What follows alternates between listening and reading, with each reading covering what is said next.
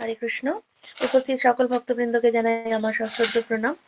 আজকে আমরা শ্রী চৈতন্য চরিতামৃতে আদি লীলার সপ্তম পরিচ্ছেদের শ্লোক নাম্বার 48 থেকে পাঠ শুরু করব। তারে শিখাইলা সব বৈষ্ণবের ধর্ম, ভাগবত আদি শাস্ত্রের যত গুরু মর্ম। শ্লোকার্থ: শ্রীমদ্ ভাগবত আদি শাস্ত্রের গুরু মর্ম প্রকাশ করে শ্রী চৈতন্য মহাপ্রভু সনাতন গোস্বামীকে বৈষ্ণবের ধর্ম সম্বন্ধে শিক্ষাদান করলেন। তো আমরা পূর্ববর্তী শ্লোকে দেখেছি যে সনাতন গোস্বামী যখন বাংলায় এসেছিলেন, বঙ্গদেশ থেকে এলেন, তখন তিনি তপন মিশ্রের গৃহে চৈতন্য মহাপুরুর সাথে প্রথম তার সাক্ষাৎ হয়। বঙ্গদেশ থেকে যখন গেলেন তখন ভগবত ভক্তি সম্বন্ধে সনাতন গোস্বামীকে তখন মহাপ্রভু কি করলেন, শিক্ষা দিলেন, এবং সেজন্য তপন মিশ্রের গৃহে তিনি 2 মাস অবস্থান করেছিলেন। তো সেখানে পরবর্তী শ্লোকে গোস্বামী বলছেন, কবিরাজ গোস্বামী, যে ভাগবত শ্রীমদ্ ভাগবতের যে আদি শাস্ত্রের যে গুরু মর্ম সেটাকে মহাপ্রভু প্রকাশ করলেন এবং সনাতন গোস্বামীকে যে বৈষ্ণব ধর্মটা কি সেই সম্বন্ধে শিক্ষাদান করলেন। তারপর শিল প্রভুপাদ কি যায়, পরম্পরার ধারায় সদ্গুরু শিক্ষা অবশ্যই বৈদিক শাস্ত্রের ভিত্তিতে প্রতিষ্ঠিত। গুরু পরম্পরার ধারায় নিজের মন গড়া আচার অনুষ্ঠান তৈরি করা যায় না। শ্রী চৈতন্য মহাপ্রভুর অনুগামী বহু তথাকথিত বৈষ্ণব সম্প্রদায় রয়েছে যেগুলি যথাযথভাবে শাস্ত্র সিদ্ধান্ত অনুসরণ করে না, তাই তাদের বলা হয় অপসম্প্রদায়, যার অর্থ হচ্ছে সম্প্রদায় বহির্ভূত। তাদের কয়েকটি গোষ্ঠী হচ্ছে আউল বাউল, কর্তা ভেজা, ন্যাড়া, দরবেশ, সাই, সহজিয়া, সখী ভেকি, স্মার্ত, জাত গোসাই, অতিবাড়ি, চূড়াধারী ও গৌরাঙ্গ নাগরী। শ্রী চৈতন্য মহাপ্রভুর পরম্পরায় নিষ্ঠাভরে অনুসরণ করতে হলে এই সমস্ত অপসম্প্রদায়ের সঙ্গ করা উচিত নয়। তো পরম্পরাটা একটা খুব মেইন। তো সেজন্য বলছে গুরু পরম্পরা ধারায় নিজের মন গড়া আচার অনুষ্ঠান তৈরি করা যায় না। যেটা গুরু পরম্পরা ধারায় এসছে মানে হচ্ছে সেটা কিনা গৌড়ীয় বৈষ্ণব ধারায় কিংবা 4টি সম্প্রদায় যেটা আছে সেই সম্প্রদায় তারা গুরু পরম্পরা ধারায় প্রচার করছে এবং সেগুলো শাস্ত্র সম্মতভাবে। তো মহাপ্রভু বলছেন যে আরো কিছু বৈষ্ণব সম্প্রদায় রয়েছেন যারা কিনা অপসম্প্রদায় বলে পরিচিত, কারণ তারা সম্প্রদায় বহির্ভূত, মানে এই 4টে সম্প্রদায় যে রয়েছে প্রতিষ্ঠিত সম্প্রদায়, সেগুলো ছাড়া তারা কি করে, নিজেদের ইচ্ছা মতো মন গড়া শব্দ, তারা ভগবানের লীলাকে বিকৃত রূপ করে তারা কি করে বিভিন্ন রকম ভাব নিয়ে মর্কট বৈরাগ্য তারা নিজেদের ভেতরে এক বাইরে এক প্রকাশ করে এবং তারা কি করে এই সমস্ত সমাজকে তারা কি করে ভুল পথে পরিচালিত করে। তো সেই জন্য এই অপসম্প্রদায়ের কখনোই সঙ্গ করা উচিত নয়। এগুলো সঙ্গ করলে কি হবে, আমাদের যে মেইন যে রাস্তা যেটা সেটা আমরা হারিয়ে ফেলবো। তো সেজন্য আমাদের যে গুরু পরম্পরা, যেটা আমাদের গৌড়ীয় বৈষ্ণব ধারা রয়েছে কিংবা যে যারা হচ্ছে রামানু সম্প্রদায় আছে, বিষ্ণু স্বামী আছে, নিম্বাকাচার্য আছে, তো সেই রকম বিভিন্ন যে 4টে সম্প্রদায়, শ্রী সম্প্রদায় আছে যারা, তো তারা কি করছে, সমস্ত কিন্তু তারা বৈষ্ণব সম্প্রদায়েরই অন্তর্ভুক্ত। কিন্তু মহাপ্রভু কি করেছেন, এই 3টি সম্প্রদায়কে, এই 4টে যে সম্প্রদায় আছে তার মধ্যে যে আমাদের গৌড়, মধ্য গৌড়, বৈষ্ণব সম্প্রদায়, সেটা কি ওই 3টি সম্প্রদায়ের যা তার মুখ্য, তার থেকে মূল রসটা নিয়ে গিয়ে মহাপ্রভু কি করেছেন, গৌড়ীয় ধারা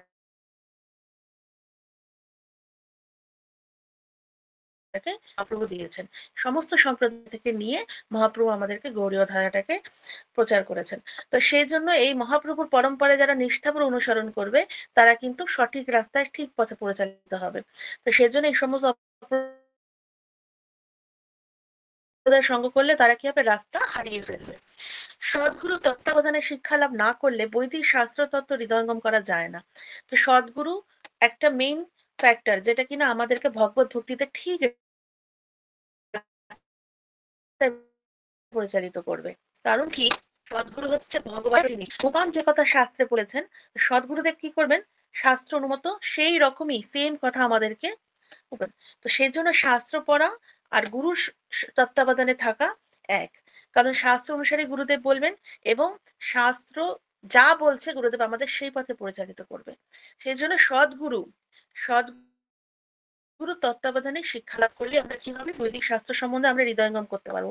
আমরা যেটা কিনা বৈষ্ণব সিদ্ধান্ত, যেটা কিনা তত্ত্ব, যেটা কিনা বৈদিক সারাতিসার যেটা, সেগুলোকে আমরা তত কখন উপলব্ধি করতে পারবো যখন আমরা সদ্গুরু কিংবা শুদ্ধ বৈষ্ণবের সান্নিধ্যে ভগবত ভক্তি পরিচালনা করব। তো সেই জন্য সেই কথা বোঝাবার জন্য শ্রীকৃষ্ণ অর্জুনকে শিক্ষাদান করার সময় এই বিষয়ে খুব জোর দিয়েছেন এবং তিনি স্পষ্টভাবে উল্লেখ করেছেন যে অর্জুন যেহেতু তার ভক্ত সখা ছিলেন, তাই তিনি ভগবদ গীতার রহস্য হৃদয়ঙ্গম করতে পেরেছিলেন। তো যেহেতু অর্জুনকে শিক্ষাদান করছেন কেন? এই বদ্ধজীবকে উদ্ধার করার জন্য। তো ভগবান বলছেন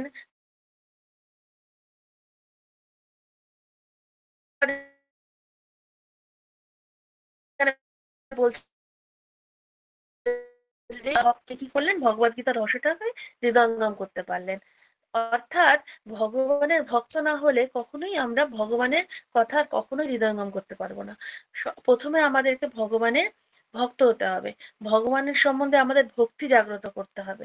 ভগবানের সম্বন্ধে আমাদেরকে শরণাগতি, ভগবানের প্রতি পূর্ণ শরণাগতি থাকতে হবে। তাহলেই আমরা কি করব? আমরা ভগবানের যে সমস্ত লীলা কথাগুলো, ভগবানের যে শাস্ত্রসম্মত যে কথাগুলো, সেগুলোকে আমরা উপলব্ধি করতে পারবো, হৃদয়ঙ্গম করতে পারবো। আর যখনই আমরা হৃদয়ঙ্গম করব, তখনই আমরা সেটাকে আমাদের আচরণে প্রস্ফুটিত করতে পারবো। তাই সিদ্ধান্ত করা হয় যে কেউ যদি শাস্ত্রের গূঢ় রহস্য সম্বন্ধে অবগত হতে চান, তাহলে অবশ্যই তাকে সদ্গুরু শরণাগত হতে হবে। কারণ সদ্গুরু শরণাগত ছাড়া কখনোই আমরা শাস্ত্রকে উপলব্ধি করতে পারবো না। আমাদের এই যে ইন্দ্রিয়গুলো সমস্ত ত্রুটিপূর্ণ, এই ত্রুটিপূর্ণ ইন্দ্রিয় দিয়ে কখনোই ভগবত ভক্তি করা সম্ভব না। কিন্তু ভগবান আমাদেরকে বিশেষ কৃপা করে আমাদেরকে সদ্গুরুর কৃপা প্রদান করেন। তাই কৃষ্ণের কৃপায় সদ্গুরু পাওয়া যায়, সদ্গুরু পাওয়া যায়। তো যখন আমরা যখন সদ্গুরু পাবো, তখনই না আমরা ভগবত ভক্তিটাকে যেন ইজিলি পেয়ে যাব। তখন আমাদের আর কষ্ট হবে না ভগবানকে বুঝতে গেতে। কারণ ভগবান যা বলেছেন সদ্গুরুদেব তাই বলবেন। আর সদ্গুরুদেবের মাধ্যমে আমরা ভগবানের কৃপা প্লাস ভগবানকে আমরা দর্শন করতে পারবো। তো সেজন্য বলছেন যে শ্রদ্ধাবনত চিত্তে তার শ্রীমুখ নিঃসৃত বাণী শ্রবণ করতে হবে এবং সেবার দ্বারা তাকে সন্তুষ্ট করতে হবে। গুরুদেবের শ্রীমুখ থেকে শ্রদ্ধাবনত চিত্তে, মানে শ্রদ্ধা পূর্ণরূপে শ্রদ্ধা থাকতে হবে, শরণাগতি, সারেন্ডার। এরকম নয় যে শুনতে হচ্ছে তাই শুনছি, তা নয়। এবং তার যে মুখ নিঃসৃত বাণী স্বয়ং শাস্ত্রের কথা, আর শাস্ত্র মানে হচ্ছে ভগবানের কথা। তো সেই বাণী যখন আমরা শ্রবণ করবো, তখন তাকে সেবার দ্বারা সন্তুষ্ট করতে হবে। তাহলেই কেবল শাস্ত্র জ্ঞান তার হৃদয়ে প্রকাশিত হবে। তা দিব্য জ্ঞান হৃদয়ে প্রকাশিত, তো দিব্য জ্ঞানটা তখনই আমাদের হৃদয়ে আসবে। বেদে শ্বেতাশ্বর উপনিষদে ষষ্ঠ পরিচ্ছেদে 23 নম্বর শ্লোক উল্লেখ করা হয়েছে, यस्य देवे परा भक्ति यथा देवे तथा गुरु तस्यैते कथिता यथा প্রকাশন্তে মহাত্মনঃ। পরমেশ্বর ভগবান গুরুদেবের প্রতি তার অবিচলিত নিষ্ঠা রয়েছে, তার কাছে শাস্ত্রের নিগূঢ় তত্ত্ব প্রকাশিত হয়। শিলা নরোত্তম দাস ঠাকুর উপদেশ দিয়েছেন, সাধু শাস্ত্র গুরু বাক্য হৃদয়ে করিয়া ঐক্য। এই নির্দেশের অর্থ হচ্ছে পারমার্থিক জীবনের যথার্থ উদ্দেশ্য সম্বন্ধে অবগত হতে হলে সাধু, শাস্ত্র, গুরু, এই তিনের বাক্য যথাযথভাবে হৃদয়ঙ্গম করতে হবে। এই যে তিনটে সাধু, গুরু, শাস্ত্র, এটা হচ্ছে একই প্যারালালি যাচ্ছে, একই লাইনের মধ্যে রয়েছে। তো এই তিন থেকে জিনিসকে যখনই আমাদেরকে মানে আমরা যখনই এই পারমার্থিক জীবন উন্নতি সাধন করতে হলে সাধু, শাস্ত্র, গুরু, এই তিন মিলনের সংস্পর্শে কিন্তু আমরা যথাযথভাবে ভগবানের বাণীটাকে হৃদয়ঙ্গম করতে পারবো। সাধু, মহাত্মা বা বৈষ্ণব অথবা গুরু কখনোই শাস্ত্র বহির্ভূত কোনো কিছু বলেন না। এভাবেই সাধু ও গুরু যা বলেন তা কখনোই শাস্ত্রের বাণী থেকে ভিন্ন নয়। শাস্ত্র যা বলবে প্রভুপাদ তাই বলেছেন, প্রভুপাদ যা বলেছেন আমাদের আচার্যরা তাই বলছেন, আচার্যরা যা বলেছেন সিনিয়র ডেপুটিরা তাই বলছেন, সিনিয়র ডেপুটিরা যা বলছেন বর্তমান প্রচারকরা তাই বলছেন। তো সমস্ত কিন্তু পরম্পরায় আসছে। যা যে কিনা শাস্ত্র বিরুদ্ধ কথা বলবে, তার মানে সে শাস্ত্র মানছে না, তার মানে তার মধ্যে কিছু গলতি রয়েছে। তো তাকেই বলা হচ্ছে যে শাস্ত্র অনুসরণ করবে না বা ভাগবত কথার বিরুদ্ধে অপপ্রচারণ করবে, তাকেই বলা হচ্ছে অপসম্প্রদায়। যে কিনা শাস্ত্র অনুসারে গুরু পরম্পরার ধারায় শাস্ত্র প্রচার করবে, তাই সেটাই হচ্ছে প্রামাণিক সম্প্রদায়। তো সেজন্য বলছেন যে শ্বেতাশ্বর উপনিষদও বলেছেন যে ভগবান গুরুদেবের প্রতি যার অবিচলিত নিষ্ঠা রয়েছে, অবিচলিত মানে কি, একদম পূর্ণরূপে শরণাগতি, অবশ্য রক্ষিবে কৃষ্ণ বিশ্বাস পালন। এরকম নয় যে হালকা বিশ্বাস রয়েছে, হালকা আবার কনফিউশন রয়েছে, না, পূর্ণরূপে অবিচলিত নিষ্ঠা, যে নিষ্ঠাটা কখনোই বিচলিত হবে না, তার কাছেই শাস্ত্রের নিগূঢ় তত্ত্ব প্রকাশিত হবে। পূর্ণরূপে যে কিছু হয়ে যাক না কেন, পৃথিবী ধ্বংস হয়ে যাক, কিন্তু ভগবান আছেন, ভগবান আমাদেরকে রক্ষা করবে। যা কিছু হচ্ছে ভগবানের ইচ্ছে হচ্ছে, মঙ্গলের জন্য হচ্ছে। এই যে ভাবনাটা, যে ভগবান আছেন, ভগবান যা কিছু করছেন সবই মঙ্গলের জন্য, আমার সাথে যা হচ্ছে সেটাও আমার মঙ্গল।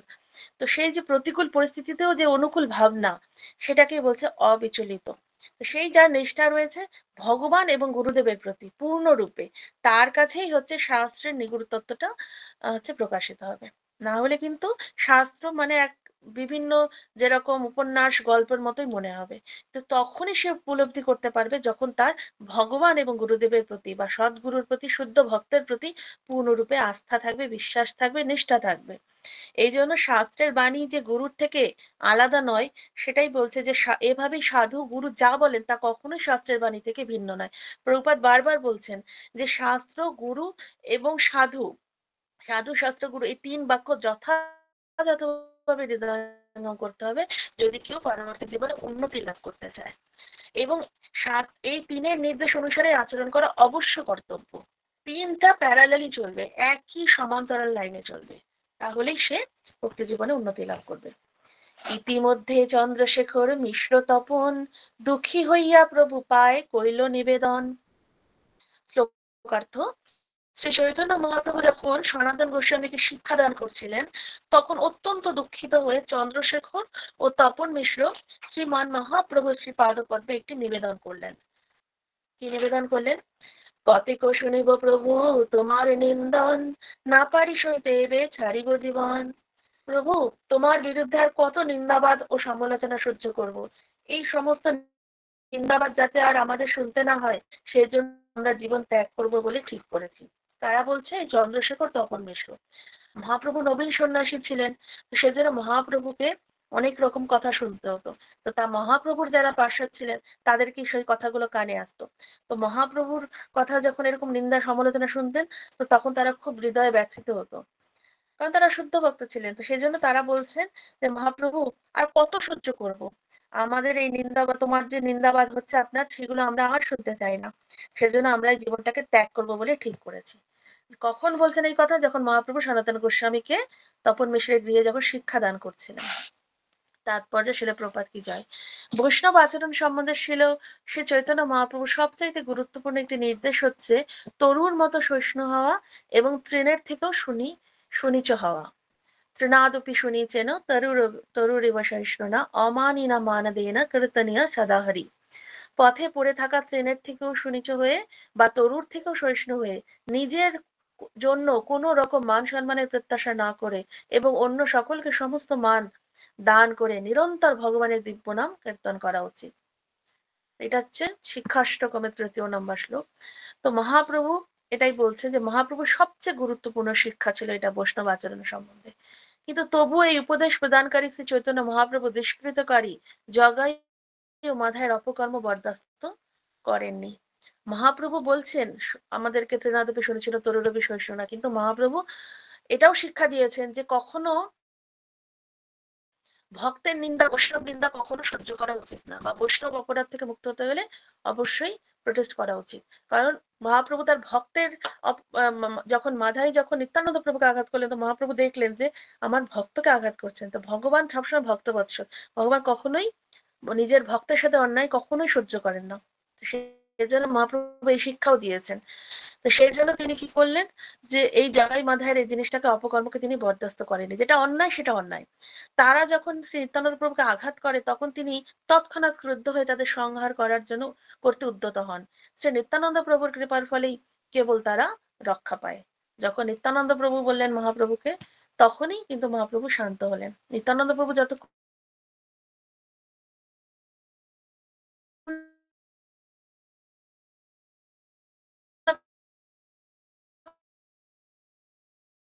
ক্ষমা চাইছিলেন,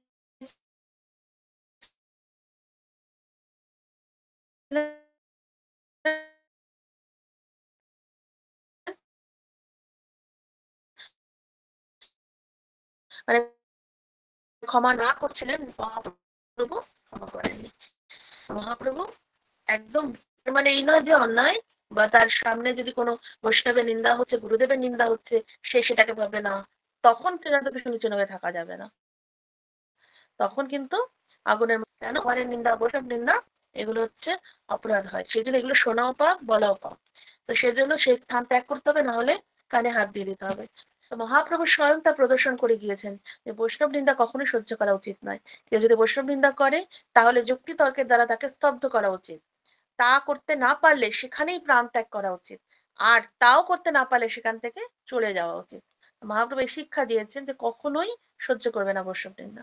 করলে কিন্তু না, বৈষ্ণব নিন্দার ফল তাকে পেতে হবে। তার মানে কি, বৈষ্ণব নিন্দার ফল মানে কি, মত্ত হাতির মতো যে এত বছরের যে সুন্দরভাবে ভক্তি জীবনটা পুরো 1 সেকেন্ডের মধ্যে সব তছনছ হয়ে যাবে। যেরকম সুন্দর সাজানো বাগান যদি পাগল হাতিকে ঢুকিয়ে দেওয়া হয়, কি হবে, সবকিছু 1 সেকেন্ডের মধ্যে মারিয়ে গুড়িয়ে শেষ করে দেবে। ঠিক সেরকমই আমাদের যা কিছু আমরা হরিনাম করছি, যা কিছু ভজন সাধন করছি, শুধুমাত্র বৈষ্ণব নিন্দার ফলে কি হবে, 1 সেকেন্ডে সমস্ত জিরো হয়ে যাবে। তো এতদিনে যত কিছু মালা জপ যা কিছু, ঠিক আছে, সব কিছু জিরো রেজাল্ট। তো সেজন্য মহাপ্রভু বলছেন যে যদি বৈষ্ণব নিন্দা করে, প্রভুপাদ তাৎপর্যে বলছেন, তাহলে প্রথমে তাকে যুক্তি তর্ক দিয়ে বোঝাতে হবে যে এটা কেন বলছেন, এটা জানেন আপনি কেন বলছেন, তখন শাস্ত্রের কিছু সিদ্ধান্ত দিয়ে তাকে বোঝাতে হবে। যদি সে না বুঝলো, তাহলে বলছে প্রাণ ত্যাগ করা উচিত। নিন্দা শোনার আগে প্রাণ ত্যাগ করা উচিত। আর প্রাণ ত্যাগ তো আজকাল কেউ করে না। তো সেই জন্য প্রাণ ত্যাগ যদি না করতে পারে, তা সেখান থেকে চলে যাও, কানে হাত দিয়ে বন্ধ করে, যাতে সেটা যেন না শুনতে হয়। তো শ্রী চৈতন্য মহাপ্রভু যখন কাশীতে ছিলেন, তখন মায়াবাদী সন্ন্যাসীরা তাকে নানাভাবে নিন্দা করছিল। মায়াবাদীদের কাজই হচ্ছে ভক্তদের নিন্দা করা, কারণ তারা যেহেতু মায়ার জগতে রয়েছে, তারা ভগবান বিরুদ্ধ আচরণ করে। তারা তারা তো ভগবানকেই মানে না। তো সেজন্য তারা ভগবানের ভক্তকেও তারা সহ্য করতে পারে না। তো তারা মহাপ্রভুরকে নিন্দা করছিলেন। কেননা তিনি কি করতেন, তিনি সন্ন্যাসী হয়েও নিত্য কীর্তন করছিলেন। মহাপ্রভুর যে ভাব, সেটা তো তারা বুঝতে পারবে না। ভগবানের চিন্ময় এবং মহাপ্রভুদের আগে মায়াবাদীদের উপলব্ধি করার বিষয় না। তো সেজন্য তারা সেটাকে বুঝতে পারতেন না। সন্ন্যাসী মানে তারা তাদের দৃষ্টিভঙ্গি দিয়ে ব্যাখ্যা করতেন যে সন্ন্যাসী মানে হবে বেদান্ত পাঠ করবে, হ্যাঁ, আর সেরকম তার পাঠ করবে আর সেরকম ভাবে শ্রবণ করবে। তো সে শুধু নিত্য কীর্তন করছে, হরিনাম করছে, এ আবার কেমন সন্ন্যাসী, এরকম তারা নিন্দা করতেন। তো তপন মিশ্র চন্দ্রশেখর সেই সমালোচনা শুনছিলেন কাশীতে, তপন মিশ্রের বাড়ি। তো তপন মিশ্রের বাড়ি ছিল ওখানে। তো তপন মিশ্রের বাড়িতেই মহাপ্রভু ছিলেন। তো চৈতন্য মহাপ্রভুর তারা ছিলেন মহান ভক্ত, এবং তাদের পক্ষে এটা সহ্য করা অসম্ভব হয়েছিল। তাই তারা মায়াবাদীদের স্তব্ধ করতে পারছিলেনই না। তাই তারা চৈতন্য মহাপ্রভুর কাছে আবেদন করছিলেন, যেহেতু তারা সেই অসহ্য নিন্দা আর সহ্য করতে পারছিলেন না, যেহেতু তারা জীবন ত্যাগ করবেন বলে মনস্থ করেছেন যে আর মহাপ্রভু আমাদের এই জীবন রাখতে চাই না, প্রাণ ত্যাগ করবো আমরা, কারণ আপনার নিন্দা আমাদেরকে এই জীবনে শুনতে হচ্ছে, এর চেয়ে বড় অপরাধ আর হতে পারে না। তোমারে নিন্দয়ে যত সন্ন্যাসীর গণ, শুনিতে না পারি ফাটে হৃদয় শ্রবণ। মায়াবাদী সন্ন্যাসীরা তোমার নিন্দা করছে, সেই নিন্দা আমরা সহ্য করতে পারছি না, তার ফলে আমাদের হৃদয় বিদীর্ণ হচ্ছে। তারপরে সেরকম কি যায়, এটি হচ্ছে শ্রীকৃষ্ণ ও শ্রী চৈতন্য মহাপ্রভুর প্রতি প্রকৃত প্রেমের প্রকাশ। 3 শ্রেণীর বৈষ্ণব রয়েছেন: কনিষ্ঠ অধিকারী, মধ্যম অধিকারী ও উত্তম অধিকারী। কনিষ্ঠ অধিকারী বা সর্বনিম্ন স্তরের বৈষ্ণব হচ্ছেন তিনি যার ভগবানের প্রতি দৃঢ় শ্রদ্ধা রয়েছে, কিন্তু শাস্ত্র সিদ্ধান্ত সম্বন্ধে তিনি ততটা পারদর্শী নন। তারা হচ্ছেন কনিষ্ঠ, মানে সর্বনিম্ন স্তরে। ভগবানের প্রতি শ্রদ্ধা রয়েছে, কিন্তু শাস্ত্র সিদ্ধান্ত কি বলছে তার প্রতি তার অত বেশি নলেজ নেই, পারদর্শী নয়। মধ্যম অধিকারী যারা, তারা শাস্ত্র সিদ্ধান্ত সম্বন্ধে পূর্ণরূপে অবগত এবং গুরু কৃষ্ণে তার ভক্তি অবিচলিত। তাই তিনি অভক্তদের পরিহার করেন। যারা মধ্যম অধিকারী, তারা সমস্ত জানেন, শাস্ত্র সিদ্ধান্ত সম্পর্কে জানেন এবং গুরু কৃষ্ণের ভক্তিতেও তাদের অবিচলিত রয়েছে, এবং বালিশ বা অজ্ঞ ব্যক্তিদের কাছে প্রচার করেন। ঠিক আছে, তারা হচ্ছে মধ্যম অধিকারী। তারা কি করেন, সবকিছু জানেন, ভক্তিতে ঠিক আছে, কিন্তু তারা কি করেন, মানে শাস্ত্র সম্বন্ধে জানা সত্ত্বেও তিনি কি করেন, তাই তিনি অভক্তদের পরিহার করেন, তারা অভক্তদের সঙ্গতা করেন না, এবং অজ্ঞ ব্যক্তিদের কাছে বালিশ বা অজ্ঞ ব্যক্তিদের কাছে প্রচার করেন। আর সর্বোচ্চ স্তরের ভক্ত যারা মহাভাগবত উত্তম অধিকারী, কাউকে অবৈষ্ণব রূপে দর্শন করেন না। যারা শুদ্ধ উত্তম অধিকারী, যারা তারা কি করেন, মধ্যম অধিকারীরা তো সবাইকে প্রচার করতে পারেন, কিন্তু উত্তম অধিকারী যারা, তারা তো কাউকে আলাদাভাবে দর্শনই করেন না, সর্বস্তরকে সমান রূপে দেখেন। তারা অবৈষ্ণব সবাইকেই কাউকেই তারা অবৈষ্ণব রূপে দেখেন না। যদি অবৈষ্ণব হয়ে থাকে, অভক্ত হয়ে থাকে, তবুও তাদেরকে বৈষ্ণব জ্ঞানে তাদেরকে ভাবেন। তার দৃষ্টিতে কেবল তিনি ছাড়া সকলেই বৈষ্ণব। যারা উত্তম অধিকারী তারা অনেক উচ্চ স্তরের ভক্ত। তারা ভাবেন যে না, আমি হচ্ছে কিছুই না, সবাই বৈষ্ণব, সবার মধ্যে ভগবান রয়েছে, পরমাত্মা, সবাই ভক্ত। এটি হচ্ছে মহাপ্রভুর ত্রিনাদপি শুনেছেন তরুরূপী শোষণা শ্লোকের সারমর্ম। তবে উত্তম অধিকারীর ভক্তকে প্রচার করার জন্য মধ্যম অধিকারী স্তরে নেমে আসতে হয়, কেননা প্রচারক কখনোই বৈষ্ণবনিন্দা সহ্য করতে পারেন না। তো উত্তম অধিকারীর ভক্ত যে তারা, সেখানে প্রচার করতে হলে তাকে একটু মধ্যম অধিকারীতে নামতে হয়।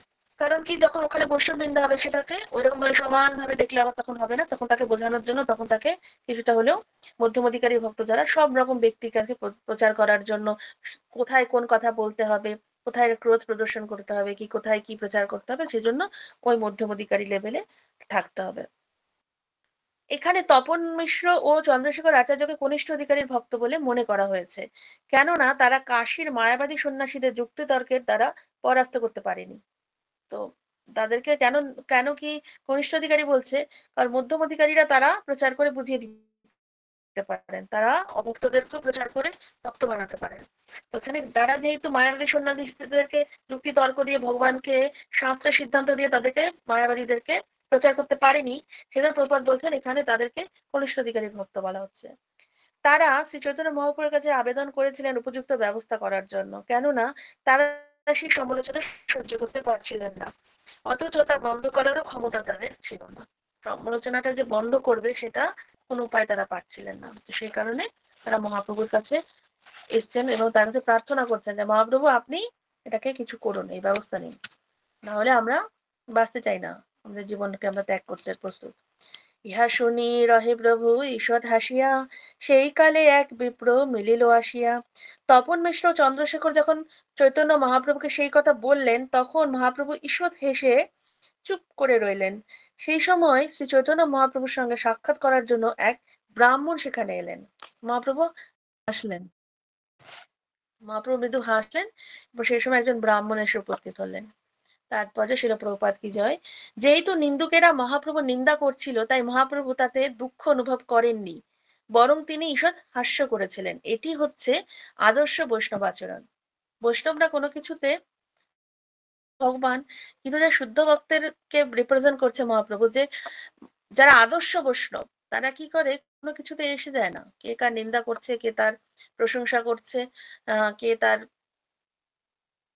গুণগান গাইছে, তাতে কিছু যায় না, তার কাছে সমস্ত অবস্থাই হচ্ছে একই রূপের প্রতিভাত হয়। তো বলছে আদর্শ বৈষ্ণবের আচরণ কি, কোনো সময় সমালোচনা বা নিন্দা শুনে ক্রুদ্ধ হবে না। তো নিজের সমালোচনা বা নিন্দা শুনে ক্রুদ্ধ হওয়া উচিত নয়, তবে যদি অন্য কোনো বৈষ্ণবের নিন্দা করা হয় তাহলে তা পূর্বোক্ত উপায়ে বন্ধ করার জন্য তৎক্ষণাৎ সচেষ্ট হতে হয়। শ্রী চৈতন্য মহাপ্রভু তার শুদ্ধ ভক্ত তপন মিশ্র ও চন্দ্রশেখরের প্রতি অত্যন্ত কৃপাময় ছিলেন, তাই তারই ইচ্ছার প্রভাবে সেই ব্রাহ্মণ সেখানে এসে উপস্থিত হয়েছিলেন। তার ভক্তদের সন্তুষ্টি বিদায়ের জন্য সর্বশক্তিমান ভগবান সেই অবস্থা সৃষ্টি করেছিলেন। এটা মহাপ্রভুর কৃপায়, কিন্তু এতটাই তারা শুদ্ধ ভক্ত ছিল, মহাপ্রভু তাদেরকে কৃপা প্রদর্শন করার জন্যই কিন্তু সেখানে এই ব্রাহ্মণকে উপস্থিত করালেন। দেখি কি হয় এরপরে। আশি নিবেদন করে চরণে ধরিয়া, এক বস্তু মাগো দেহ প্রসন্ন হইয়া। সেখানে ব্রাহ্মণ শ্রী চৈতন্য মহাপ্রভু শ্রী পাদপদ্মে পতিত হয়ে তার কাছে প্রার্থনা করলেন। কি প্রার্থনা? আমি একটি বস্তু চাইতে এসেছি, আপনি প্রসন্ন হয়ে আমাকে তা দান করুন। তারপরে সেটা প্রকাশ কি হয়। বৈদিক শাস্ত্রে নির্দেশ দেওয়া হয়েছে তাৎ বৃদ্ধি প্রণিপাতেন পরিপ্রস্তেন সেবায়া, অত্যন্ত বিনীত ভাবে মহাত্মা শরণাগত হতে হয়। ভগবত গীতার ৪র্থ অধ্যায় ৩৪ নম্বর শ্লোক। তত্ত্বজ্ঞানী মহাপুরুষদের সঙ্গে উদ্ধত ভাবে তর্ক করা উচিত নয়, পক্ষান্তরে অত্যন্ত বিনীতভাবে এবং ঐকান্তিক শ্রদ্ধা সহকারে প্রশ্ন করার মাধ্যমে তাদের শরণাগত হতে হয়। শ্রী চৈতন্য মহাপ্রভু হচ্ছেন একজন আদর্শ শিক্ষক এবং তিনি আচরণ করে সকল কিছু শিক্ষা দিয়ে গেছেন। তার অনুগামীরাও তারই পদাঙ্ক অনুসরণ করে সেভাবেই আচরণ করে শিক্ষাদান করেন। শ্রী চৈতন্য মহাপ্রভুর সঙ্গ প্রভাবে পবিত্র হয়ে এই ব্রাহ্মণও অত্যন্ত বিনীতভাবে তার চরণে তিনি তার প্রার্থনা নিবেদন করেছিলেন। শ্রী চৈতন্য মহাপ্রভু সেই পাদপদ্মে পতিত হয়ে তিনি বলেছিলেন, সকল সন্ন্যাসীময়ী কইনু নিমন্ত্রণ, তুমি যদি আইস পূর্ণ হয় মোর মন। হে প্রভু, আমি বারাণসীর সমস্ত সন্ন্যাসীদের আমার গৃহে নিমন্ত্রণ করেছি। তুমি যদি আমার নিমন্ত্রণ গ্রহণ করে সেখানে আসো, তাহলে আমার মনোবাসনা পূর্ণ হয়। সে ব্রাহ্মণ মহাপ্রভুকে নিমন্ত্রণ করতে এলেন। তারপরে সেটা প্রকাশ কি হয়, এই ব্রাহ্মণটি জানতেন যে শ্রী চৈতন্য মহাপ্রভু হচ্ছেন তখন কাশীতে একমাত্র বৈষ্ণব সন্ন্যাসী, আর অন্য ছিলেন সকলেই মায়াবাদী। ঠিক আছে, সমস্ত মায়াবীদের মধ্যে মহাপ্রভু ছিলেন একমাত্র বৈষ্ণব সন্ন্যাসী। আর সেই ব্রাহ্মণ কিন্তু শুদ্ধ ভক্ত বুঝতে পেরেছিলেন, সেজন্য মহাপ্রভুকে নিমন্ত্রণ করতে এসেছিলেন যে আপনি যদি সবাই যখন আসবেন, আপনি যদি আমার গৃহে একটু চরণধুলি দেন। এই গৃহস্থ, তো গৃহস্থের কর্তব্য হচ্ছে কখনো কখনো সন্ন্যাসীদের গৃহে নিমন্ত্রণ করে ভোজন করানো। এই গৃহস্থ ব্রাহ্মণ সকল সন্ন্যাসীদের তার বাড়িতে নিমন্ত্রণ করতে চেয়েছিলেন, কিন্তু তিনি জানতেন যে শ্রী চৈতন্য মহাপ্রভুকে নিমন্ত্রণ করতে, গ্রহণ করতে স্বীকার করানো অত্যন্ত কঠিন হবে, কেননা মায়াবাদী সন্ন্যাসীরা সেখানে উপস্থিত থাকবেন। তো উনি ভাবছেন যে মহাপ্রভু তো এই মায়াবাদী সন্ন্যাসীদের সাথে আসবেন না, খুব কঠিন হয়ে যাবে মহাপ্রভুকে নিয়ে আসা। কিন্তু মহাপ্রভুর গৃহে মানে পদচিহ্ন রাখাটা খুবই জরুরি, যেহেতু তিনি একজন বৈষ্ণব সন্ন্যাসী। তো সেজন্য তিনি ভাবছিলেন যে কি করে তিনি তাকে, মহাপ্রভুকে তার গৃহে নিয়ে আসবেন। তো এখানে প্রভুপাদ বারবার করে উল্লেখ করেছেন যে গৃহস্থের কর্তব্য কি, সন্ন্যাসীদের গৃহে ভোজন করানো, কারণ গৃহস্থের কল্যাণ করবেন। যখনই কোনো সন্ন্যাসী শুদ্ধ ভক্ত গৃহে আসবেন, তখন কি হয়, সেই গৃহস্থের ভক্তি জীবনে কল্যাণ হয়। কারণ ভক্ত যারা শুদ্ধ ভক্ত সন্ন্যাসী, তারা শুধুমাত্র প্রচারই হচ্ছে তাদের কাজ। তারা কি করে একজন ভক্ত কৃষ্ণ ভক্তিতে আরো বেশি করে অগ্রগতি হবে, সেটার চেষ্টায় তিনি সবসময় সদা থাকেন। তো সেই কারণে সেই যখনই শুদ্ধ ভক্তের পদার্পণ পড়বে সেই বাড়িতে বা গৃহে, তখনই কি হবে, সেই গৃহে ভগবানের বিশেষ কৃপা প্রদর্শিত হবে। তো সেজন্য বলেছে, ছাড়িয়া বৈষ্ণব সেবা নিস্তার পাইয়াছে কে বা। তো সবসময় আমাদের উচিত কি, গৃহস্থদের বৈষ্ণব সেবা, ব্রাহ্মণ সেবা, শুদ্ধ ভক্ত সন্ন্যাসীদের সেবা করা উচিত, এবং গৃহে বাড়িতে নিমন্ত্রণ করে তাকে ভোজন করানো উচিত। তো সেই ব্রাহ্মণেরও সেই ইচ্ছায় ছিল মহাপ্রভুকে নিয়ে যাওয়া। তো মহাপ্রভুর যে যাওয়া নিয়ে তিনি একটু সন্দেহ প্রকাশ করেছিলেন। তো পরবর্তীতে তাই তিনি তার শ্রীচরণে পতিত হয়ে অত্যন্ত বিনীতভাবে আবেদন করেছিলেন তিনি যেন তার করুণা করে তার নিমন্ত্রণ রক্ষা করেন। সেজন্য অত্যন্ত বিনীত হয়ে তিনি তখন তাকে আবেদন করেছিলেন মহাপ্রভুকে। এভাবেই অত্যন্ত বিনয় সহকারে তিনি তার মনোবাসনা ব্যক্ত করেছিলেন যে কৃপা করে আসুন, যদি আপনি আমার নিমন্ত্রণ গ্রহণ করে সেখানে আসুন, তো আমার মনোবাসনা পূর্ণ হবে। অত্যন্ত বিনয় সহকারে। না যাহ সন্ন্যাসী গোষ্ঠী ইহা আমি জানি, মোরে অনুগ্রহ করো নিমন্ত্রণ মানি। হে প্রভু, আমি জানি যে তুমি অন্যান্য সন্ন্যাসীদের সঙ্গ করো না, কিন্তু আমাকে অনুগ্রহ করে আমার এই নিমন্ত্রণ স্বীকার করো। সে ব্রাহ্মণ বলছেন। তারপরে শিল প্রপাত কি জয়। আচার্য অথবা বৈষ্ণব মহাজন অত্যন্ত কঠোরতার সঙ্গে তার নীতি অনুসরণ করেন, কিন্তু যদিও তিনি বজ্রের মতো কঠোর, তবুও কখনো কখনো তিনি কুসুমের মতো কোমল। প্রকৃতপক্ষে তিনি স্বতন্ত্র। তিনি সমস্ত বিধি নিষেধ অত্যন্ত নিষ্ঠার সঙ্গে পালন করেন, কিন্তু কখনো কখনো তিনি তার নীতিকে শিথিল করেন। প্রচারের জন্য করতে হয়, ভক্তদের মনোবাসনা পূর্ণ করার জন্য শুদ্ধ ভক্ত আচার্যরা বৈষ্ণবরা কি করেন, কঠোরতার সাথে সমস্ত শাস্ত্রের বাণী মাল পালন করেন, কিন্তু কখনো কখনো পরিবেশ পরিস্থিতির খাতিরে ভক্তদেরকে খুশি করার জন্য, যেরকম ভগবান ভক্তবৎসল, ভক্তরাও সেরকম, শুদ্ধ ভক্তরাও সবসময় ভক্তদেরকে কৃপা করার জন্য সবসময় কি করেন, প্রভুপাদ বলছেন কখনো কখনো তার নীতিটাকে শিথিল করেন। তো চৈতন্য মহাপ্রভু তো কখনো মায়াবাদীদের সন্ন্যাসীদের সঙ্গে মেলামেশা করতেন না, কিন্তু তবুও তিনি সেই ব্রাহ্মণের অনুরোধ স্বীকার করেছিলেন। সে কথা পরবর্তী শ্লোকে বর্ণিত হয়েছে। শুধুমাত্র যেহেতু ব্রাহ্মণ এত বিনয় সহকারে অত্যন্ত বিনম্রতার সাথে মহাপ্রভুর কাছে প্রার্থনা নিবেদন করছেন, সেজন্য মহাপ্রভু তাকে কৃপা করলেন। প্রভু হাসি নিমন্ত্রণ কইল অঙ্গীকার, সন্ন্যাসীরে কৃপা লাগিয়ে ভঙ্গি তাহার। শ্রী চৈতন্য মহাপ্রভু হেসে সেই ব্রাহ্মণের নিমন্ত্রণ গ্রহণ করলেন। মায়াবাদী সন্ন্যাসীদের কৃপা করবার জন্যই তিনি এভাবে আচরণ করেছিলেন। যেহেতু মায়াবাদীরা মহাপ্রভুর সবসময় নিন্দামন্দ করতেন, এটা একটা মহাপ্রভুর লীলা, এটা ভগবানের লীলা। ভগবান চেয়েছিলেন এইভাবেই, হয়তো ওই ব্রাহ্মণের দ্বারাই হয়তো মহাপ্রভু তাই মায়াবাদীদেরকে তাদের যুক্তি তর্ককে খণ্ডন করবেন। কারণ তপন মিশ্র, এবং আমরা দেখতে পাই যে তপন মিশ্র এবং কে,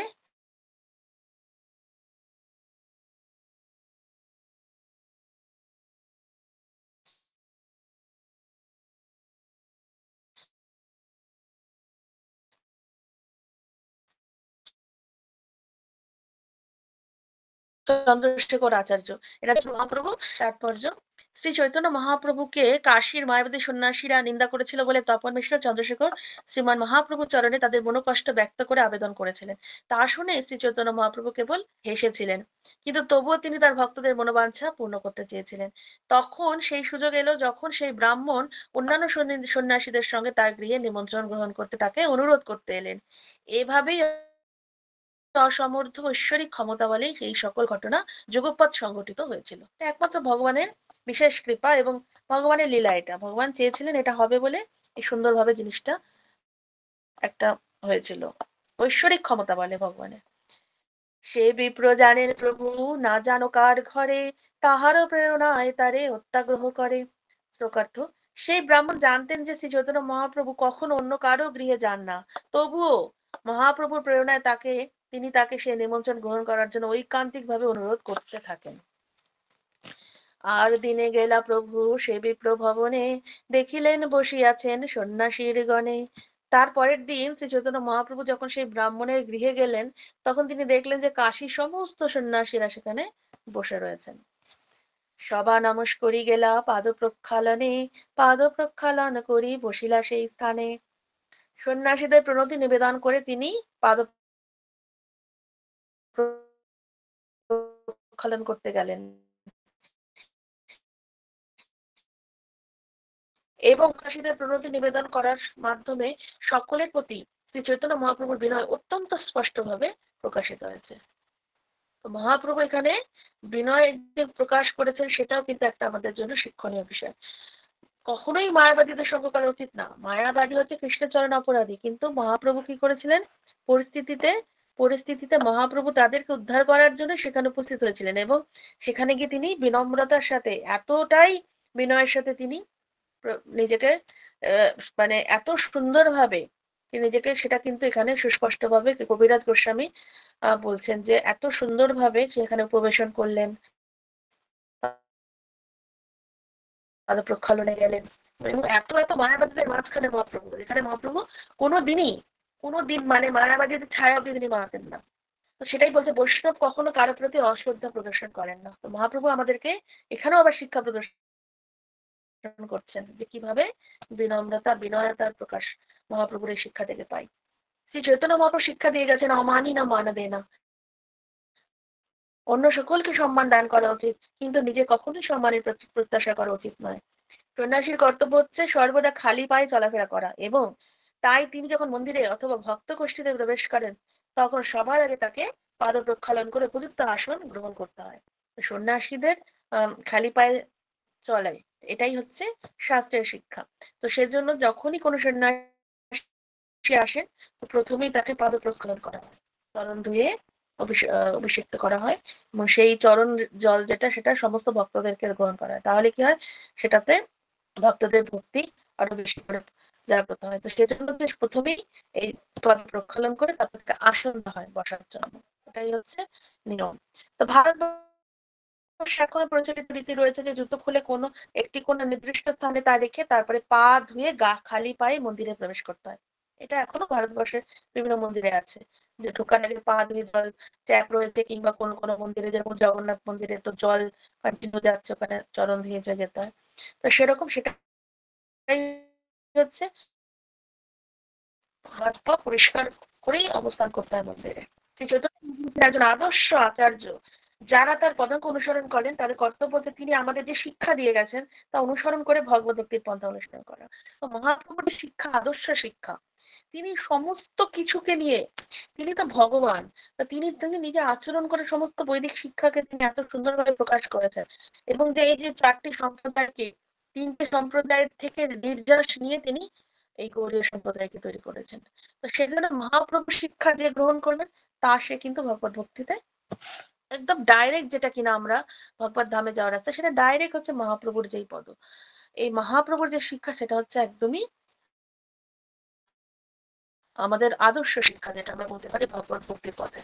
আর মহাপ্রভু সমস্ত সিদ্ধান্তকে নিয়ে এই গৌড়ীয় ধারাটাকে তৈরি করেছেন এবং মহাপ্রভুর যে শিক্ষা তিনি বলেছেন আপনে আচরি ধর্ম জীবের শিক্ষা। মহাপ্রভুর যে শিক্ষা তিনি শুধু বলেই যাননি, তিনি নিজে আচরণ করে শিখিয়েছেন যে কিভাবে কি করা উচিত, কিভাবে আমাদের ভক্ত ভক্তি করবে, কিভাবে একজন ভক্তের শরণাগতি থাকা উচিত, কিভাবে একজন ভক্তকে ভগবান ভগবানের কাছে কিভাবে ভগবানকে কি রূপে দর্শন করা উচিত, সে মহাপ্রভু নিজে সেগুলোকে আমাদেরকে আচরণ করে শিখিয়েছেন।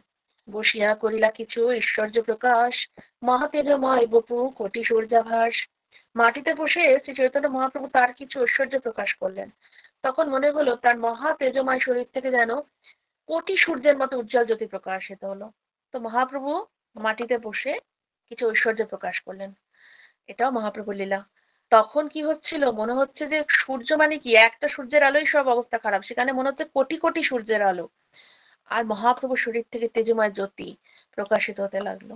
তারপরে শিল প্রভুপাদ কি যায়, শ্রী চৈতন্য মহাপ্রভু হচ্ছেন পরমেশ্বর ভগবান শ্রীকৃষ্ণ, তাই তিনি সর্বশক্তিমান। তাই তার পক্ষে কোটি সূর্যের মতো উজ্জ্বল জ্যোতি প্রকাশ করা মোটেই অসম্ভব নয়। শ্রীকৃষ্ণের আরেকটি নামই হচ্ছে যোগেশ্বর, অর্থাৎ তিনি সমস্ত যোগৈশ্বর্যের অধীশ্বর। তাই শ্রীকৃষ্ণ চৈতন্য মহাপ্রভু হচ্ছেন শ্রীকৃষ্ণ স্বয়ং। তাই তিনি যে কোনো অলৌকিক শক্তি প্রদর্শন করতে পারেন। তো ভগবান, হ্যাঁ, ব্রজেন্দ্র নন্দন যেই সতীসুত হলো, সেই বলরাম হইল নিতাই, তো শচীসুত আর ব্রজেন্দ্র নন্দন একই। তো ভগবান কৃষ্ণ আর চৈতন্য মহাপ্রভু এক অভিন্ন। তো তিনি সর্বশক্তিমান। ভগবানের যেরকম ঐশ্বর্য লীলা রয়েছে, মহাপ্রভু ঐশ্বর্য লীলা করেছেন। মহাপ্রভু সর্বভূত দর্শন দিয়েছেন, মহাপ্রভু বিশ্বরূপ দর্শন। মহাপ্রভুর এমন কিছু লীলা নেই যেটা কিনা কৃষ্ণমোহন করেনি, কিন্তু মহাপ্রভু ভক্ত রূপে এসে দেখিয়েছেন, মহাপ্রভু আচরণ করে ভক্তি শিখিয়েছেন ভক্তদেরকে। তো সেজন্য মহাপ্রভুর যে কোনো কিছু অলৌকিক লীলা যদি আমরা শ্রবণ করি, সেটাকে কখনোই অবাক হওয়ার কিছু নয়, কারণ ভগবান স্বয়ং মহাপ্রভু ছিলেন, পরমেশ্বর ভগবান শ্রীকৃষ্ণ। প্রভাবে আকর্ষিল সব সন্ন্যাসীর মন, উঠছিল সন্ন্যাসী সব ছাড়িয়া আসন। সন্ন্যাসীরা তখন যখন শ্রী চৈতন্য মহাপ্রভুর দেহের অপূর্ব জ্যোতি দর্শন করলেন, তখন তাদের চিত্ত তার প্রতি আকৃষ্ট হলো এবং তারা তৎক্ষণাৎ সসম্ভ্রমে আসন ছেড়ে উঠে দাঁড়ালেন, যে যার আসনে বসেছিল। আর মহাপ্রভুর যখনই উজ্জ্বল জ্যোতি দেখলেন, কোটি সূর্যের মতো তাপ উজ্জ্বল, মানে কিরকম রশ্মি, জাস্ট কল্পনা করা যায় না। আর সেটা দেখে তাদের চিত্ত আকর্ষিত হতে লাগলো চুম্বকের মতো, ম্যাগনেট। মহাপ্রভুর এই জ্যোতি দেখে সমস্ত মায়াবাদীর চিত্ত চেঞ্জ, সাথে সাথে তারা আসন ছেড়ে দাঁড়িয়ে পড়লেন। তার আগে সবাই বসেছিলেন। তারপরে শিল প্রপাত কি জয়। সাধারণ মানুষকে আকৃষ্ট করার জন্য কখনো কখনো মহাপুরুষেরা ও আচার্যরা তাদের অলৌকিক বৈভব প্রকাশ করেন। মূর্খদের কেবল এভাবেই আকর্ষণ করার প্রয়োজন হয়, কিন্তু যথার্থ সাধু কখনোই ভগবান বলে প্রচারকারী ভণ্ড প্রচারকদের মতো নিজেদের ইন্দ্রিয়তৃপ্তি সাধনের জন্য এই ধরনের ক্ষমতার অপব্যবহার করেন না। এমনকি একজন জাদুকর পর্যন্ত অদ্ভুত সমস্ত খেলা দেখাতে পারে, যা সাধারণ মানুষকে বিস্ময়ান্বিত করে, কিন্তু তার অর্থ এই নয় যে জাদুকর হচ্ছে ভগবান। রূপা এত সুন্দর বুঝিয়েছেন।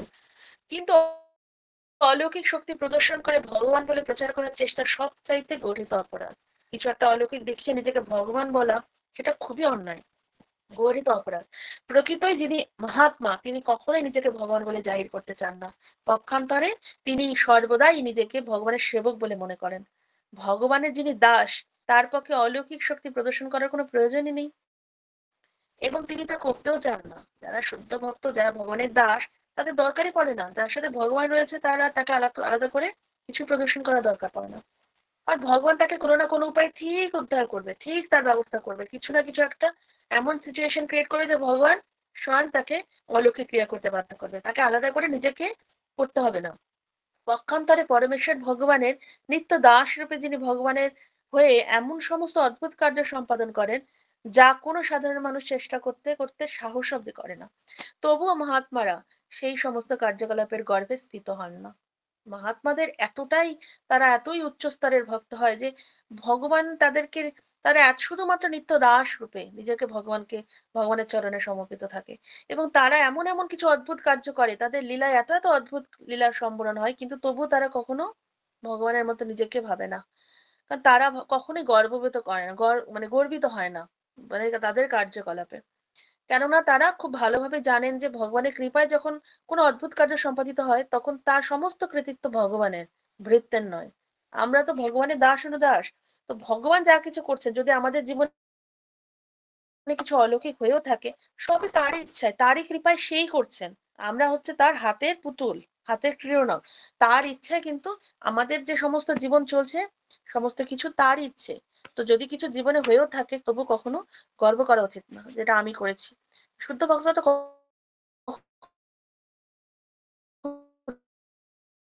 কখনোই করেন না। মহাত্মারা সবসময় ভগবানেরাই অদ্ভুত কার্য সম্পাদিত হয়েছে। প্রকাশানন্দ নামে সর্ব সন্ন্যাসী প্রধান, প্রভুকে কহিল কিছু করিয়া সম্মান। তো মায়াবাদী সন্ন্যাসীদের নেতা হচ্ছে প্রকাশানন্দ সরস্বতী। তখন এখানে উপস্থিত ছিলেন। তিনি উঠে দাঁড়িয়ে গভীর সম্মান সহকারে শ্রী চৈতন্য মহাপ্রভুকে বললেন। কি বললেন? শ্রী চৈতন্য মহাপ্রভু যখন সমস্ত মায়াবাদী সন্ন্যাসীদের সম্মান প্রদর্শন করছিলেন, মায়াবাদী নেতা প্রকাশানন্দ সরস্বতী তেমন ভাবে শ্রী চৈতন্য মহাপ্রভুকে সম্মান প্রদর্শন করলেন। তো তিনি যেহেতু মায়াবাদী নেতা ছিলেন, মহাপ্রভু যখন সম্মান করছিলেন তখন তিনিও করছিলেন। ইহা ইহা শুনহ শ্রীপাদ, অপবিত্র স্থানে বৈশ্য কিবা অবসাদ। প্রকাশানন্দ সরস্বতী মহাপ্রভুকে বলছেন, দয়া করে এখানে আসুন, দয়া করে এখানে আসুন। হে শ্রীপাদ, আপনি কেন এই অপবিত্র স্থানে বসেছেন? আপনার এই বিষাদের কারণ কি? তাৎপর্য ছিল প্রপাত কি হয়, এটি হচ্ছে শ্রী চৈতন্য মহাপ্রভু এবং প্রকাশানন্দ সরস্বতীর মধ্যে পার্থক্য। এটাই কিন্তু মহাপ্রভু কিন্তু প্রত্যেকটা শিক্ষা স্টেপ বাই স্টেপ দিচ্ছে ভক্তদের, যে ভগবানের সাথে ভক্তের যে সমস্ত মায়াবাদীদের বা অভক্ত ভক্তের যে ডিফারেন্সটা, তো মহাপ্রভু স্বয়ং ভগবান, তিনি একজন সাধারণ ব্যক্তির মতো আচরণ করছেন, একজন শুদ্ধ ভক্তের ন্যায় আচরণ করছেন। তো জড়জগতে নিজে সকলেই কি হয়, নিজেকে মহৎ সম্মানীয় বলে জাহির করতে চায়। সবাই, প্রত্যেকটা মানুষ মান যশ প্রতিষ্ঠার পিছনে ছুটছে। সবাই বড় বড় গদি চায়, আমাকে সম্মান করুক, আমি উপরে থাকবো, সবাই আমার পায়ের নিচে থাকবে, এই যে ভাবনা। কিন্তু শ্রী চৈতন্য মহাপ্রভু অত্যন্ত দীন ও বিনীত ভাবে নিজেকে প্রকাশ করেছিলেন। সব মহাপ্রভু শিক্ষা। মহাপ্রভু এই বদ্ধজীবকে শিক্ষা দিয়েছেন। যে মহাপ্রভু যে শ্লোকগুলো, এই ৮টা শ্লোক শিক্ষাষ্টকমের, যে সমস্ত শাস্ত্রকে নিগুড় করে দেয়। সমস্ত এই ৮টা শ্লোক যদি কেউ হৃদয়ঙ্গম করতে পারে, তো সমস্ত শাস্ত্র অধ্যয়ন হয়ে যাবে। কিন্তু এই শ্লোকগুলো ডেইলি পাঠ করেও কিন্তু কারো হৃদয় সেই রকম পুলকে আসে না। সেজন্য দিনের পর দিন আমরা অপরাধ করে চলি। তো এই মহাপ্রভু নিজেকে এই যে শ্লোকের মাধ্যমে নিজেকে সেরকম ভাবে দীন ও বিনীত ভাবে তিনি নিজেকে প্রকাশ পেলেন। মায়াবাদীরা উচ্চ আসনে বসেছিলেন, আর মহাপ্রভু কি করলেন? এমন একটি জায়গায় বসেছিলেন যা ছিল অপবিত্র স্থানে। অপবিত্র স্থানে মহাপ্রভু বসে আছেন নিচে। তাই মায়াবাদী সন্ন্যাসীরা মনে করেছিলেন যে তিনি নিশ্চয়ই কোনো কারণে মনক্ষুণ্ণ হয়ে থাকবেন, এবং তাই প্রকাশানন্দ সরস্বতী তার অনুশোচনার কারণ অনুসন্ধান করেছিলেন। যেহেতু এই অপবিত্র স্থানে বসেছেন মহাপ্রভুর নিচে, তো তা ভাবছেন যে কোনো কারণে হয়তো মনক্ষুণ্ণ আছে কিংবা কিছু একটা প্রবলেম হয়েছে মহাপ্রভুর। তাই বলছেন যে আপনার এই অনুশোচনার কারণ কি, কি হয়েছে আপনার? এখানে আসুন, এখানে আসুন, এখানে এসে বসুন। মহাপ্রভুকে বলছেন। প্রভু কহে আমি হই হীন সম্প্রদায়, তোমা সবার সভায় বসিতে না জুয়ায়। মহাপ্রভু তার উত্তর দিলেন যে আমি হীন সম্প্রদায়ভুক্ত সন্ন্যাসী, তাই আপনার সঙ্গে একত্রে বসার যোগ্যতা আমার নেই। সংস্কৃত তাৎপর্য ছিল প্রপাত কি যায়, সংস্কৃত ভাষী সন্ন্যাসীরা অত্যন্ত গর্বিত, এতটাই অহংকারী যারা মায়াবাদী সন্ন্যাসীরা, কারণ তারা হচ্ছে সংস্কৃত ভাষায় পাণ্ডিত্য, তারা সারাক্ষণ বেদান্ত অধ্যয়ন করে। এতে ব্রাহ্মণ পরিবারে জন্ম না হলে এবং সংস্কৃত ভাষায় বিশেষ করে ব্যাকরণে অত্যন্ত পারদর্শী না হলে সন্ন্যাস আশ্রম গ্রহণ করা যায় না, তাদের এইরকম ধারণা। ব্রাহ্মণ গৃহে জন্মাতে হবে আর সংস্কৃতে একদম এক্সপার্ট হতে হবে, তবেই সে সন্ন্যাসী হতে পারে, আর না হলে সে প্রচার করার অধিকার নেই তার। তো মায়াবাদী সন্ন্যাসীরা সব রকম বাকচাতুরিতার দ্বারা ও ব্যাকরণের বিন্যাসের দ্বারা সমস্ত শাস্ত্রের কদর্থ করে দেন, এতটাই মানে তার এক্সপার্ট মানে সংস্কৃতে এবং শাস্ত্রে। তবুও শ্রীপাদ শঙ্করাচার্য স্বয়ং এই বাকচাতুরী ব্যাকরণের বিন্যাসের নিন্দা করে বলেছেন, প্রাপ্তে সন্নিহিতে কালে নাহি না নাহি রক্ষিতা ভুঙ্ক্তে কারণে। ডুকরিং হচ্ছে সংস্কৃত ব্যাকরণের বিভক্তি উপসর্গ। শঙ্করাচার্য তার শিষ্যদের সাবধান করে দিয়ে বলেছেন যে গোবিন্দের ভজনা না করে তারা যদি কেবল ব্যাকরণ নিয়ে মেতে থাকে, তাহলে সেই সমস্ত মূর্খগুলি কোনোদিন উদ্ধার পাবে না। তাদের আচার্য শঙ্করাচার্য বলছেন যে শুধুমাত্র এই সংস্কৃত সংস্কৃত নিয়ে করলে হবে না। গোবিন্দের ভজনা না করলে কেউ যত বড়ই জ্ঞানী পণ্ডিত সংস্কৃততে ব্যাকরণে হোক না কেন, কখনোই উদ্ধার পাবে না এই মূর্খগুলো। কিন্তু শ্রীপাদ শঙ্করাচার্যের এই নির্দেশ সত্ত্বেও মূর্খ মায়াবাদী সন্ন্যাসীরা সংস্কৃত ব্যাকরণের ভিত্তিতে বাক্য বিনাশ করতেই ব্যস্ত। যখন এত সুন্দরভাবে শঙ্করাচার্য বলেছেন, তারপরও তারা শঙ্করাচার্যের কথা শ্রবণ না করে তারা কি করেন, ওই যে ব্যাকরণের বাক্য বিনাশ করেন, তর্ক ছলে বিভিন্ন ভাবে সেটাকে প্রতিহত করেন সবাইকে। তো শ্রীপাদ শঙ্করাচার্য প্রবর্তিত দর্শনামী সন্ন্যাসীদের মধ্যে তীর্থ, আশ্রম ও সরস্বতী এই ৩টি সম্প্রদায় সদাচার সম্মানে অপর সম্প্রদায় সন্ন্যাসীর থেকে শ্রেষ্ঠ ছিল। তাই এই ৩ সম্প্রদায় সন্ন্যাসীরা তাদের পদমর্যাদার অত্যন্ত গর্বিত। যারা বন, অরণ্য, ভারতী আদি উপাধি বিশিষ্ট মায়াবাদী তাদের নিম্নতর স্তরের সন্ন্যাসী বলে গণ্য করা হয়। শ্রী চৈতন্য মহাপ্রভু সন্ন্যাস গ্রহণ করেছিলেন ভারতী সম্প্রদায় থেকে। ঠিক আছে? তো তাদেরকে নিম্নতর স্তরে রাখা হতো।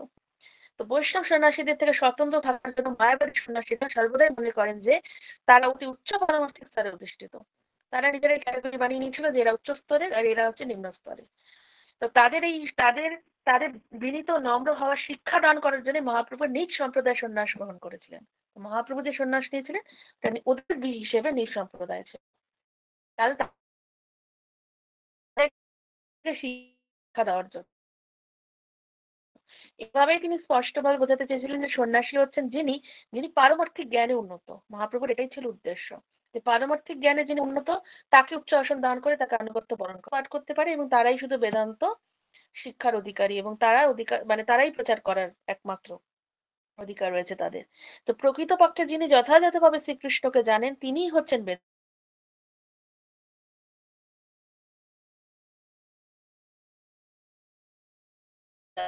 বেদান্তি। এটা হচ্ছে মহাপ্রভুর শিক্ষা। তো ভগবদ গীতার 15 অধ্যায় 15 নম্বর শ্লোকে এবং বেদ মানেনই না কৃষ্ণকে। কৃষ্ণ ছাড়াই আবার তারা বেদ অধ্যয়ন করেন এবং বেদ নিয়ে তারা আলোচনা করেন। তাই তাদের উপাধি হচ্ছে সম্পূর্ণ অর্থহীন।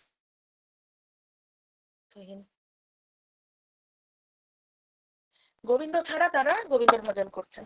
তারা বেদান্ত করছেন। সমস্ত বেদের সারথী সার কে? ভগবান। ভগবানকে না রেখে তারা ভগবান নেই অথচ তারা শাস্ত্র নিয়ে তারা তর্ক করছেন। তাই তারা বৈষ্ণব সন্ন্যাসীদের ব্রহ্মচারী বলে মনে করেন। ব্রহ্মচারীর কর্তব্য হচ্ছে সন্ন্যাসীর সেবায় যুক্ত থাকা এবং তাকে গুরু রূপে বরণ করা। মায়াবাদী সন্ন্যাসীরা কেবল নিজেদেরকে গুরু বলে ঘোষণা করে সন্তুষ্ট নন। তারা নিজেদের জগৎ গুরু বলে প্রচার করতে চান। যদিও তারা পৃথিবীর পৃথিবী তারা চোখেও দেখেনি। কখনো কখনো তারা খুব আড়ম্বরপূর্ণ পোশাক পরে শোভাযাত্রা সহকারে হাতির পিঠে চড়ে ভ্রমণ করেন। এভাবেই গর্বে স্ফীত হয়ে তারা মনে করেন যে তারা জগৎগুরু হয়ে গেছেন। তো মায়াবাদীদের এরকম প্রভাব। তারা নিজেদেরকে জগৎগুরু করে হাতির পিঠে চড়ে আড়ম্বরপূর্ণ রূপে নিজেদেরকে প্রকাশ করেন। তো শ্রীল রূপ গোস্বামী পাদ বিশ্লেষণ করেছেন যে যিনি তার জিহ্বার বেগ, মনের বেগ, বাক্যের বেগ, উদরের বেগ, উপস্থের বেগ এবং ক্রোধের বেগ সম্পূর্ণরূপে দমন করেছেন তিনিই হচ্ছেন জগৎগুরু। রূপ গোস্বামী পাদ আমাদের শিক্ষা দিয়েছেন। পৃথিবীর শিষ্যাত অর্থাৎ এই ধরনের জগৎগুরু এই সমস্ত গুণাবলী রহিত অহংকারে মত্ত মায়াবাদী সন্ন্যাসীরা বিনীতভাবে ভগবানের সেবায় যুক্ত বৈষ্ণব সন্ন্যাসীদের কখনো কখনো নির্যাতন নিন্দা করে থাকেন। এইরকম যাদের আচরণ এবং যাদের ক্যারেক্টার তারা কি করে বৈষ্ণব সন্ন্যাসীদের সম্মান করবে? তারা নিজেদেরকে জগৎগুরু বলছেন। তো এই এই এদেরকে পরিস্থিতিকে খণ্ডন করার জন্য প্রকাশানন্দ সরস্বতীকে পরে আমরা জানবো এমন ভাবে মহাপ্রভু তাকে আহ তর্কের মাধ্যমে মহাপ্রভু যুক্তি দিয়ে সিদ্ধান্ত বৈষ্ণব সিদ্ধান্তকে মহাপ্রভু দিয়ে যখন ওনাকে হারিয়ে দেয় তখন তিনিও বুঝতে পারেন যে বৈষ্ণব হচ্ছে সর্বোপরে এবং ভগবান যে ভগবানের যে রূপই হচ্ছে মহাপ্রভু তা তিনি পরবর্তীতে উপলব্ধি করতে পারবেন। সকলকে অসংখ্য ধন্যবাদ। হরে কৃষ্ণ কৃষ্ণ কৃষ্ণ কৃষ্ণ হরে হরে, হরে রাম রাম রাম হরে হরে।